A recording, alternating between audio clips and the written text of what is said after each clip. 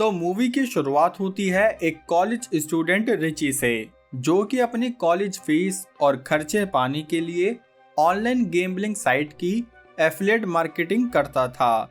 अब affiliate marketing in simple word समझाऊं तो वो अलग अलग गैम्बलिंग साइट का प्रमोशन करके उनसे पैसा कमाता था।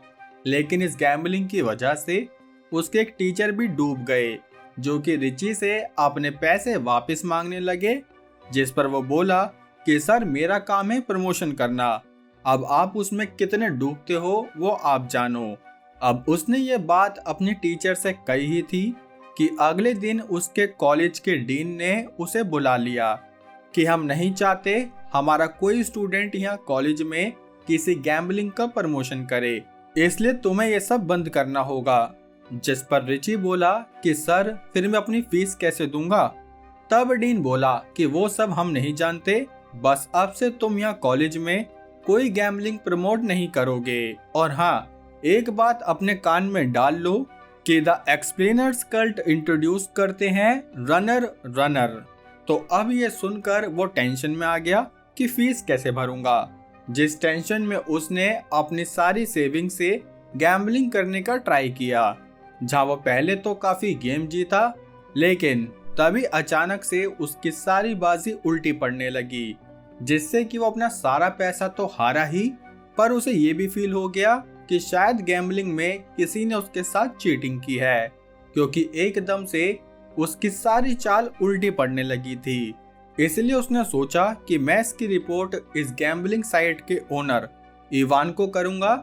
लेकिन उसे इवान की इंफॉर्मेशन कहां से मिलेगी?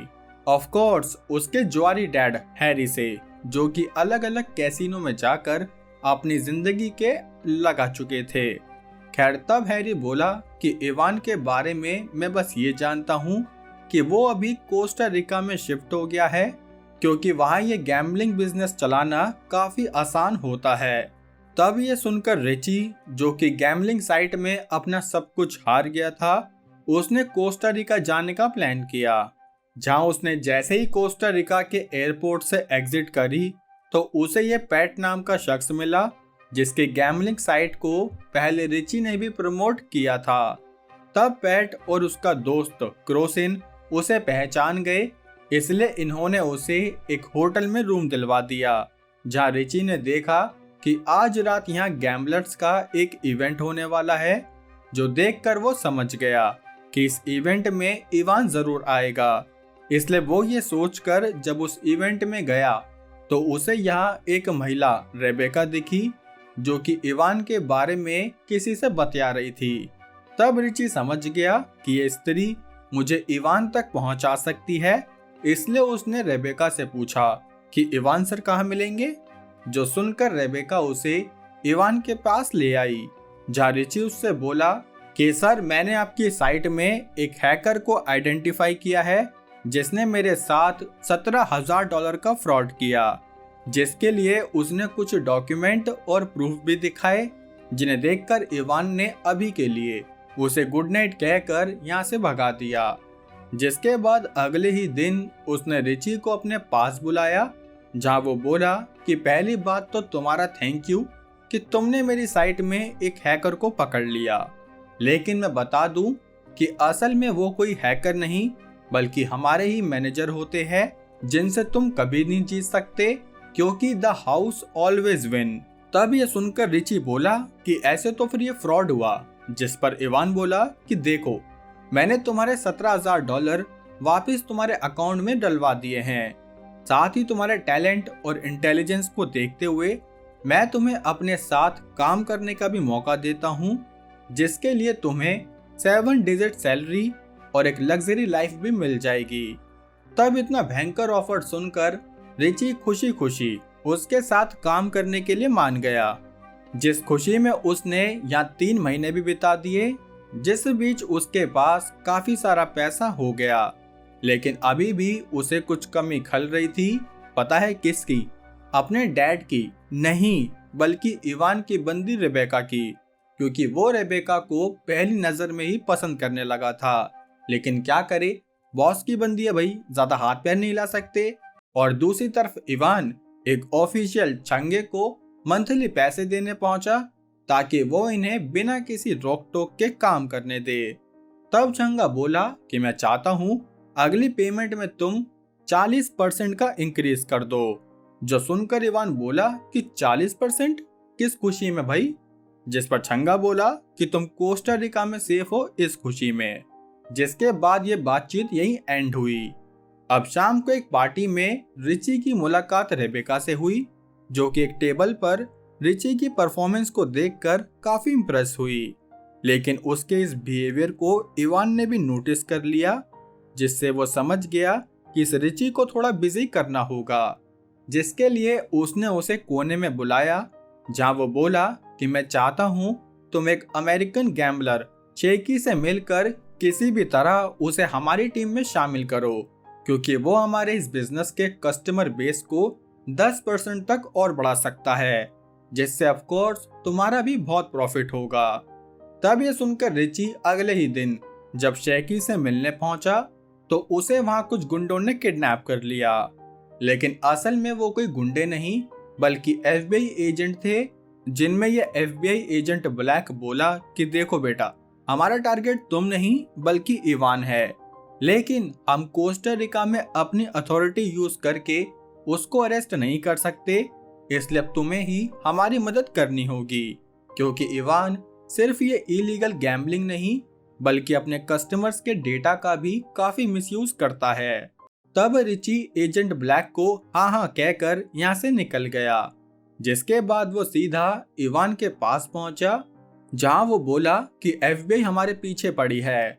जो सुनकर इवान ने ऐसे बिहेव किया जैसे कोई FBI नहीं बल्कि क्राइम पेट्रोल वाले नकली ऑफिसर हो।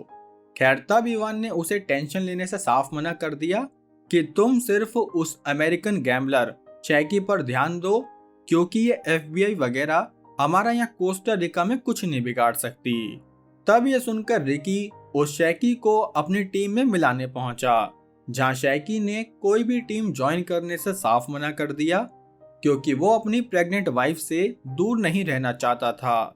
लेकिन रिकी को तो अपना काम करना ही होगा, इसलिए उसने क्या किया कि अगले दिन जब दोबारा से उसकी मुलाकात शेकी से हुई तो उसने वीडियो को लाइक और चैनल को सब्सक्राइब करके शेकी के लिए थोड़ी हरियाली भी ऑर्डर करी, ताकि वो थोड़ा रिलैक्स होने के चक्कर में अपना एक MMS बनवा ले, जो कि उसने बड़ी आसानी से बनवा भी लिया।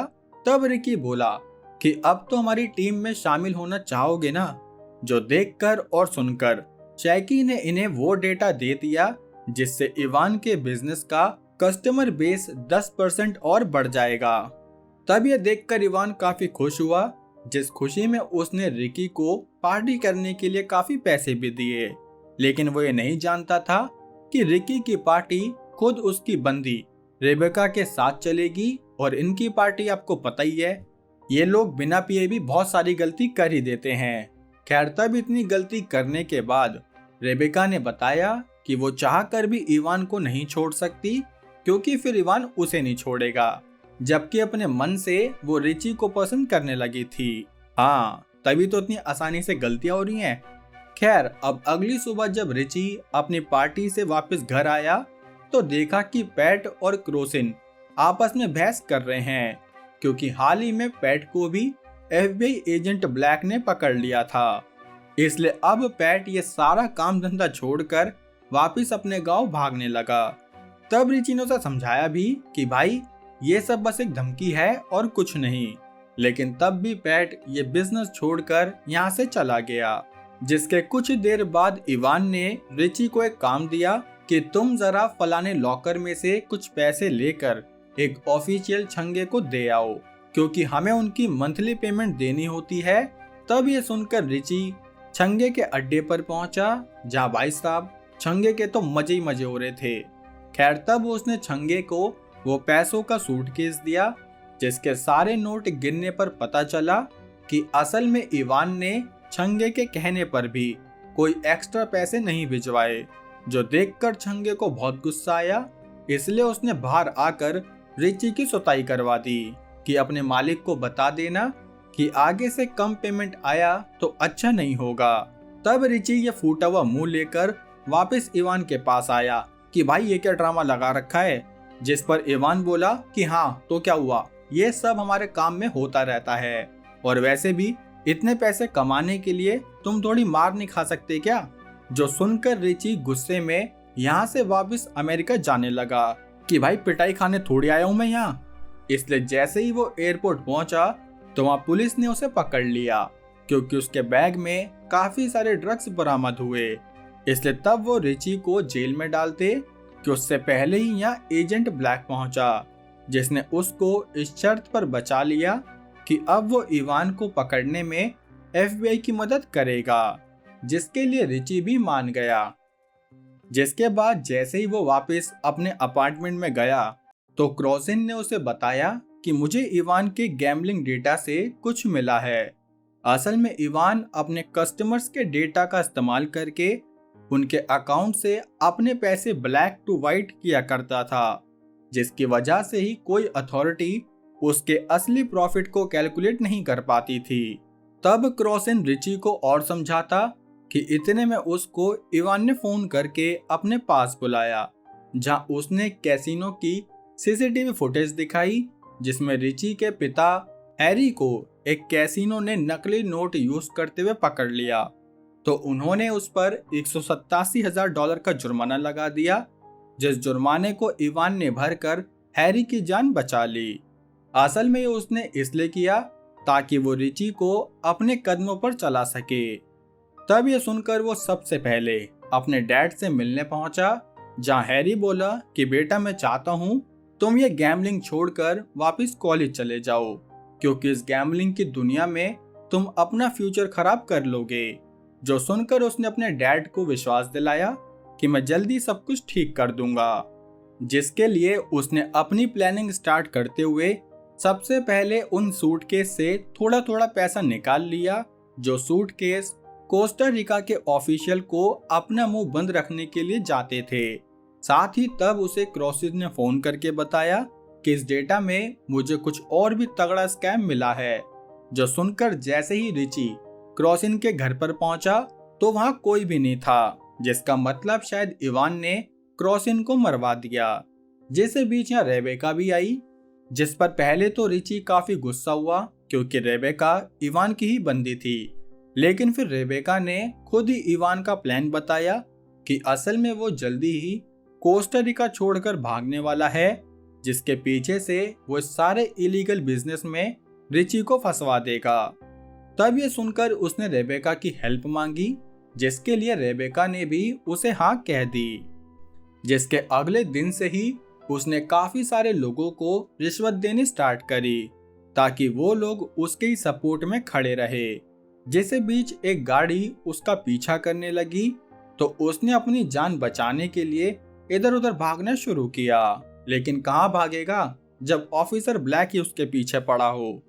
तब ब्लैक उस पर गुस्सा करने लगा, क्योंकि उसने अभी तक भी ब्लैक को इवान के अगेंस्ट कोई प्रूफ नहीं दिया था।